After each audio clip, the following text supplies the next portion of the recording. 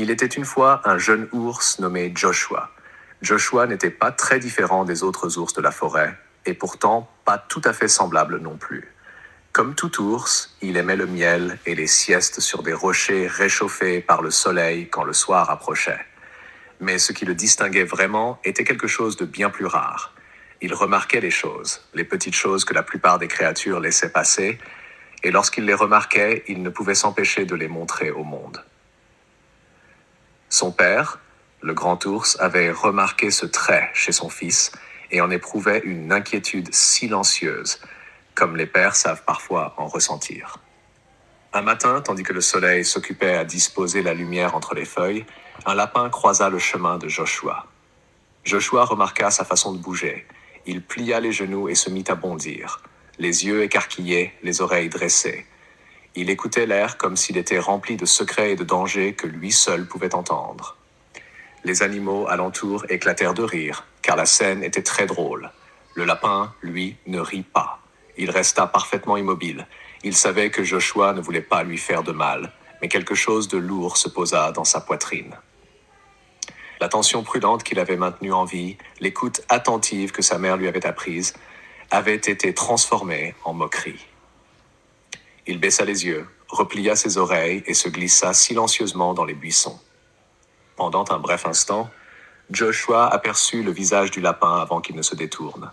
Quelque chose vacilla dans sa poitrine, un sentiment petit et inconfortable.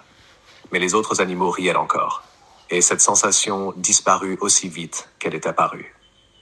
Satisfait de lui-même, Joshua poursuivit son chemin et rencontra bientôt la girafe. Il étira son cou aussi haut que possible, ce qui n'était pas très haut, et marcha d'un pas raide, se balançant de droite à gauche. La girafe, âgée et riche de nombreuses expériences, se contenta de regarder Joshua depuis sa grande hauteur. Elle ne dit rien. Mais son silence avait un poids qui fit retomber les rires plus vite qu'il n'aurait dû. « Allons, dit Joshua en souriant, c'est juste pour s'amuser. »« Vraiment ?» répondit doucement la girafe. Puis elle se détourna et s'éloigna, chaque pas posé avec lenteur et grâce, la tête tenue exactement à la hauteur qui avait toujours été la sienne. Joshua continua malgré tout. Il trouva le singe et l'imita avec un enthousiasme débordant, se grattant, bondissant, tordant son visage en expressions inconnues. Le singe rit d'abord, car les singes aiment les bonnes plaisanteries. Mais bientôt, il se tut, observant Joshua la tête penchée et le regard pensif, se sentant étrangement humilié. Lorsque Joshua arriva au lac et aperçut la grenouille, il gonfla ses joues et coassa si fort et si maladroitement que même les roseaux semblèrent gênés. Les animaux ne riaient plus. Ils regardaient simplement. Puis, un à un, ils s'éloignèrent. Joshua ne le remarqua pas. Il était trop absorbé par ses propres pensées.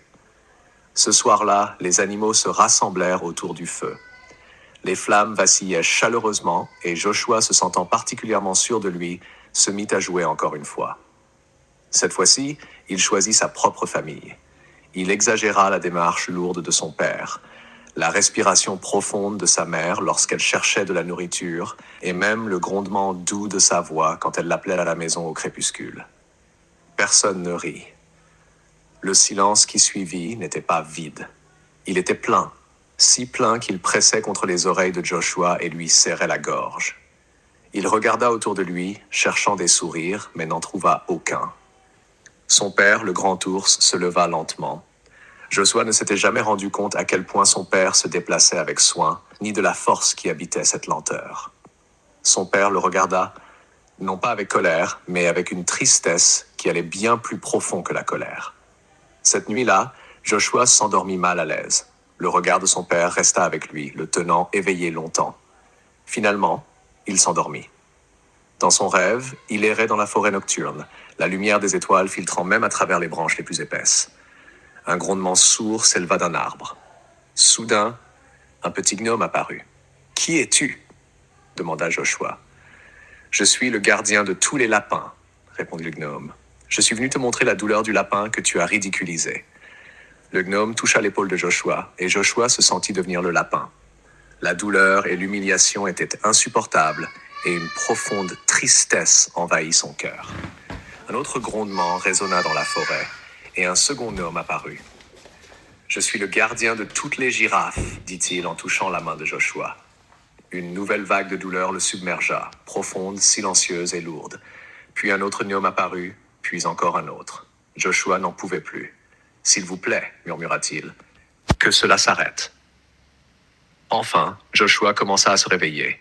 Les étoiles brillaient toujours à travers les feuilles. À travers ses yeux encore lourds de sommeil, il vit le dernier gnome, grand et doux. « Je suis le protecteur de tous les ours, dit le gnome. J'ai compris la leçon, supplia Joshua. Alors Joshua ouvrit complètement les yeux et vit son père poser une grande patte douce sur son épaule. « Joshua, dit doucement son père, comprends-tu maintenant ?» Joshua hocha la tête. Les mots semblaient trop petits, mais son père comprit. « Tu as des yeux très aiguisés, mon fils, dit son père. Mais ce que tu vois importe bien moins que la manière dont tu regardes. » Le lendemain matin, Joshua trouva le lapin près des buissons de baie. Il s'assit à une distance respectueuse et observa vraiment la manière dont le lapin se déplaçait dans les fourrés.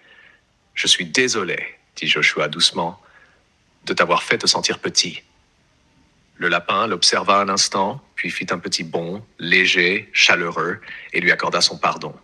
À partir de ce jour-là, Joshua continua d'observer le monde attentivement, mais il le regardait autrement. Il vit comment la girafe atteignait les feuilles les plus sucrées, comment le singe résolvait les problèmes avec ses mains habiles, et comment les palans de son père étaient forts et sûrs. Parfois, il faisait rire les animaux, mais désormais, le rire était doux et bienveillant. Joshua sentit une tranquillité paisible s'installer dans sa poitrine, et il sut, sans avoir besoin de les voir, que les gardiens étaient quelque part tout près, le regardant, souriant, fier et bienveillant.